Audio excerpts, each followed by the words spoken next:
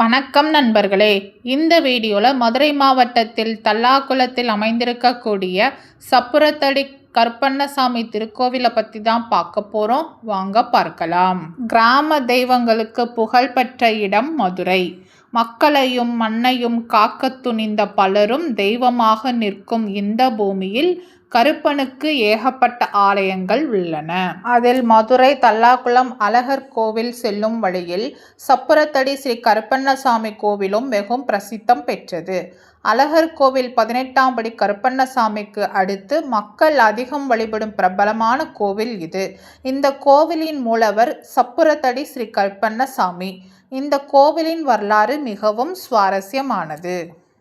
இந்த கோவில் சுமார் 200 வருடங்களுக்கு முன்பு பெரியண்ணன் பூசாரியின் மகன் சோலைமலை பூசாரி அவர்களால் எழுப்பப்பட்டது. அதற்கு முன்னர் இந்த இடத்தில் கருப்பண்ணசாமியை பறை, அருவாள் மற்றும் செருப்பு வடிவாக மட்டுமே மக்கள் வழிபட்டு வந்தனர். கள்ளழகர் எதிர் சேவையின் போது இந்த கோவிலில் மக்கள் கூட்டம் அலைமோதும். வெள்ளிக்கிழமைகளிலும் ஆடி அமாவாசை, மகா சிவராத்திரி காலங்களிலும் இக்கோவிலில் கூட்டம் அலைமோதும். கள்ளழகர் பூப்பல்லக்கின் போது இந்த கோவிலில் வைத்துதான் அலங்காரம் செய்யப்படும். இந்த சம்பிரதாயம் காலங்காலமாக நடந்து வருகிறது.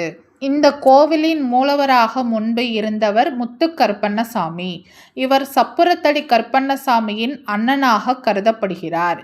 முத்துக்கருப்பண்ணசாமி சிங்க வாகனத்தில் அருள் பாலிக்கிறார். கையில் அருவாளுடன் காட்சியளிக்கும் முத்துக்கருப்பண்ணசாமி துடியாக இருந்துள்ளார்.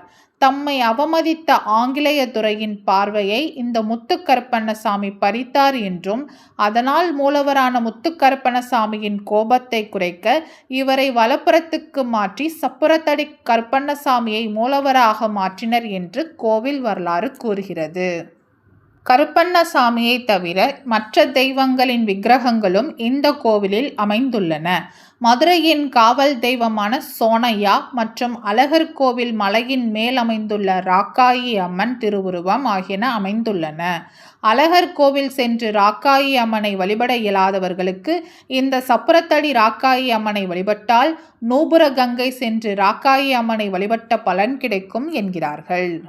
இந்த கோவிலை எழுப்பிய சோலைமலை பூசாரியின் சிலையும் அவர் வளர்த்த நாய் மற்றும் பூனையின் பீடமும் இந்த கோவிலின் பின்புறம் அமைந்துள்ளது. இந்த கோவிலின் முக்கிய விழாவான பாரி வேட்டையின் போது சுற்றுவட்டார மக்கள் அனைவரும் ஒன்று கூடி கருப்பண்ணசாமியின் அருள் பெறுவார்கள். சப்புரத்தடி ஸ்ரீ கருப்பண்ணசாமியை நீதியரசர் என்று கூறுவார்கள். இவரை தேடி வரும் பக்தர்களுக்கு நீதி வழங்குவதே இவரது வேலை.